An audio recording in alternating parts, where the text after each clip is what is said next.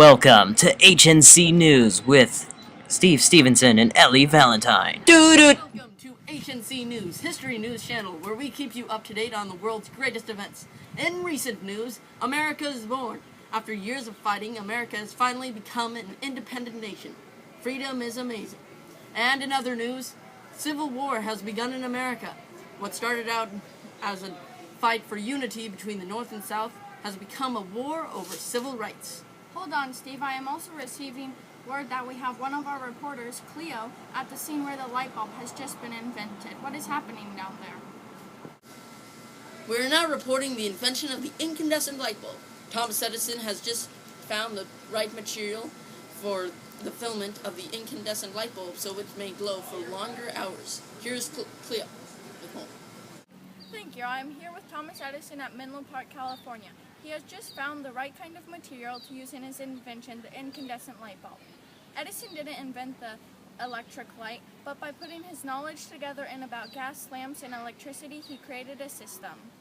Mr. Thomas's system is a system of electric lighting, meaning light bulbs, electricity generators, wires, and lamp fixtures. His new invention will be in our everyday lives. The already invented electric lights are way too bright to place in our homes, and the gas lights have so much risk with its open flames. This new invention will change the world.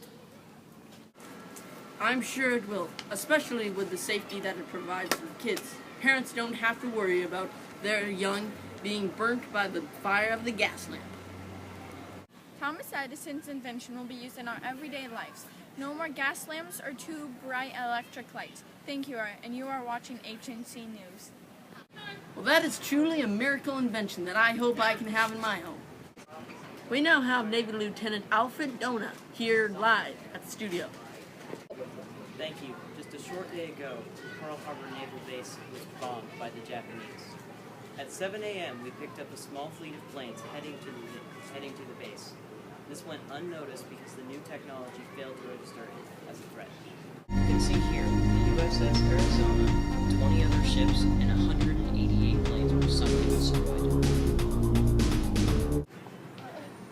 There were two waves of planes that hit the port.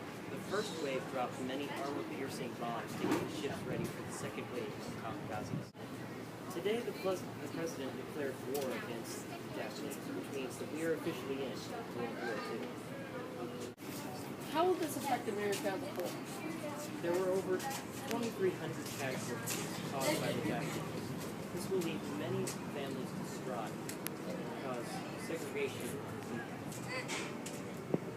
To stop this, the government is planning to have all Japanese Americans put in internment camps located all over the states.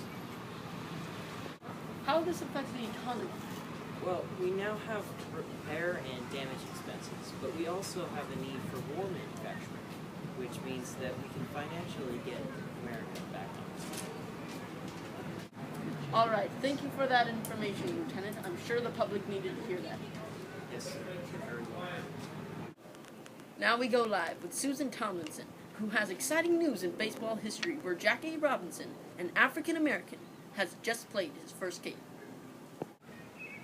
Thank you, Steve. It is a beautiful day, and I am here at the stadium of Alberts Field on April 15, 1947, where we have just been informed that 28-year-old Jackie Robinson has played his first game against the Boston Braves. Jackie Robinson is now an inspiring figure in civil rights. He has now become the first African-American to play in Major League Baseball. Not only that, but he has spent his entire life fighting for equality, which makes him quite popular in the African-American community. I have just been informed that we have a video of him on his first game where he was running and stealing home base. Let's take a look. Robinson dashes to the plate.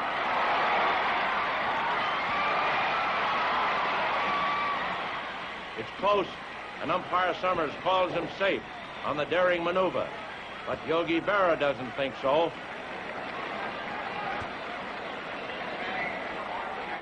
Wow, he is quite fast. That's amazing. The first African-American to be treated fairly in the sports industry.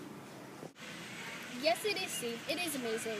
Jackie Robinson has just broke color boundaries to play. However, he isn't treated all that fairly.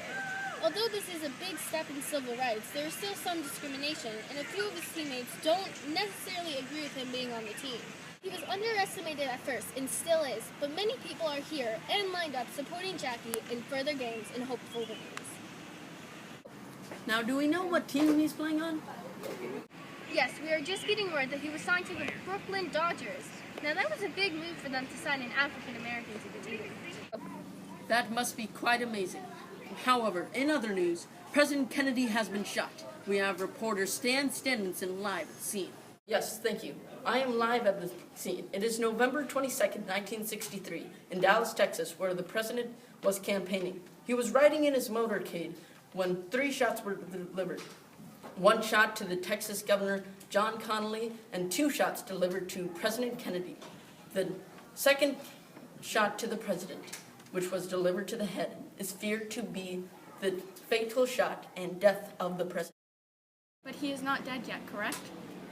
That is correct, but it is feared he is going to die, since he has taken a severe head injury. Do the police have any leads on the assassin?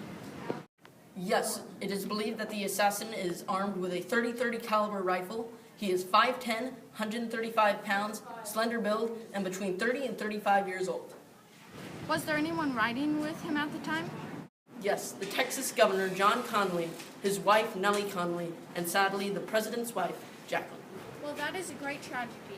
Well, it has been quite a day here at HNC News. A man invented the light bulb, Pearl Harbor was attacked, the president was shot, and an African American played baseball. But in other news, a man on the moon, a beetle is shot tomorrow on HNC.